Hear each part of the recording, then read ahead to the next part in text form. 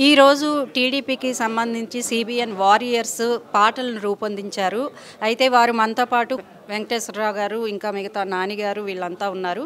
వారితో మాట్లాడి అసలు ఈ పాటలు రూపొందించడానికి మెయిన్ రీజన్ ఏంటో తెలుసుకుందాం. సార్ నమస్తే అండి. అసలు ఈ 3 పాటలే ఉన్నాయా? ఇంకా ఏమైనా పాటలు కూడా రాబోతున్నాయా? అంటే ఈ పాటల్లో ఉన్నటువంటి అంటే మేము పెట్టిన స్కీమ్ దాంట్లో పద్ధతి ప్రకారము మేము ఎప్పటికప్పుడు ఆ పాటలో ఇంక్లూడ్ చేసుకుంటూ ప్రజెంట్ సినారియో ఇప్పుడు రఫ్గా మొన్న రాయి విసిరారు జరిగింది, దాన్ని ఇప్పుడు ఒక పాటలో ఇంక్లూడ్ చేశాం.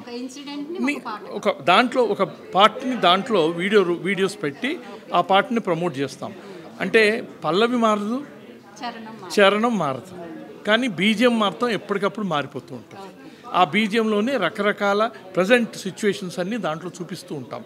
ఇట్లా ఎవ్రీ వీక్ ఉన్న సిచ్యువేషన్కి అనుగుణంగా మేము దాన్ని ఎడిట్ చేసి పంపిస్తాం. అదే కాకుండా మేము అనుకున్నది ఏంటంటే 175 నియోజకవర్గాల్లో ఉన్నటువంటి మన కూటమి అభ్యర్థులు వాళ్ళకి సంబంధించిన ఫొటోస్ కానీ వాళ్ళ వీడియోస్ కలెక్ట్ చేసి ఈ సాంగ్లో ఇన్కార్పొరేట్ చేసి ప్రతి వాళ్ళకి ఒక్కొక్క సాంగ్ రూపంలో ఇస్తే లోకల్గా వాళ్ళు దాన్ని ప్రచారం చేసుకోవడానికి ఉపయోగపడుతుందని మా ఉద్దేశం. నెక్స్ట్ కార్యక్రమం అదే మొదలు పెడుతున్నాము.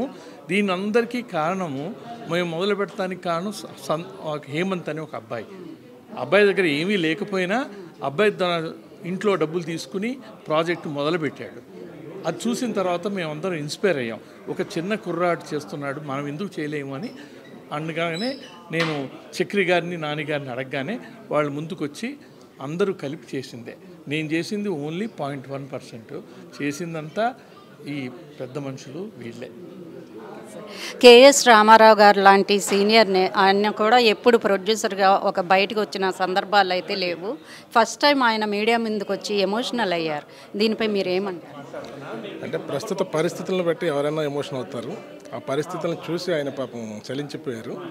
అలాగే మేమందరం కూడా ఎప్పుడు కూడా ముందుకు వచ్చి సాంగ్స్ చేసి ఇవన్నీ చేసిన వాళ్ళం కాదు. మేమందరం ఆల్రెడీ మీడియాలో ఉన్నా, టీవీలో మేమందరం యాక్టివ్గా ఉన్నాం. టీవీ ఫెడరేషన్ ప్రెసిడెంట్ని కూడా నేను.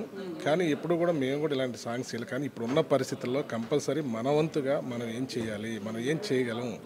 ఎందుకంటే ఇది చంద్రబాబు నాయుడు గారి గురించో ఇంకోటి కోసం అని కాకుండా స్టేట్ కోసం మనం అక్కడి నుంచి వచ్చాం, అక్కడే పుట్టాం, అక్కడే పెరిగాం, అక్కడి నుంచి వచ్చాం. అది పాడైపోతుంది, దాన్ని కాపాడుకోవాలంటే ఎవరు కావాలి, ఎవరు ఉంటే కాపాడుకోగలం అనే ఉద్దేశంతో అందరికి కూడా అందరి వేళ్ళు ఒకవైపే చూపిస్తాయి. ఎవరుంటే బాగుంటుంది, ఎవరుంటే ఈ స్టేట్ అభివృద్ధి చెందిద్ది, ముందుకెళ్తుంది అనేది మనం అందరం చూస్తున్నాం. ఎన్ని అనుకున్నా, ఎన్ని అబద్ధాలు చెప్పినా, మీడియాలో ఎన్ని చేసినా కూడా ఒరిజినల్గా అందరికీ తెలుసు ఏం జరుగుతుందో, ఎవరు వస్తే బాగుపడుతుందో, ఎవరు వస్తే అభివృద్ధి చెందుతుందో. ఆల్రెడీ మనం ఇక్కడ చూసాం హైదరాబాద్లో అభివృద్ధి అంటే ఏంటనేది. అంతకన్నా బాగుండాలనే ప్రతి ఆంధ్రాలో పుట్టిన ప్రతి వ్యక్తి కూడా ఆంధ్ర కూడా ఇంతకన్నా బాగుండాలి మన స్టేట్ కూడా అని ఎవరైనా భావిస్తారు. ఎప్పుడన్నా మేము ఎక్కడికన్నా వెళ్ళినప్పుడు మీ రాజధాని ఏంటి అంటే చెప్పడానికే లే పరిస్థితిలో ఉంది. దాన్ని బట్టి అర్థం చేసుకోవాలి జనం అందరూ ఓటు ఎవరికి వేయాలో.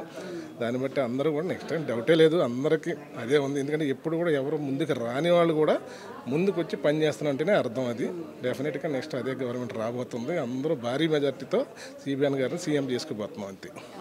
అంటే ఇప్పటికైతే టీవీ సినీ కార్మికులు కొంతమంది వచ్చారు, కానీ ఇంకా స్టార్ హీరోస్ వాళ్ళంతా ఉన్నారు. మరి వాళ్ళకి ఏ విధంగా మోటివేట్ చేయగలుగుతాం అనుకుంటున్నారు?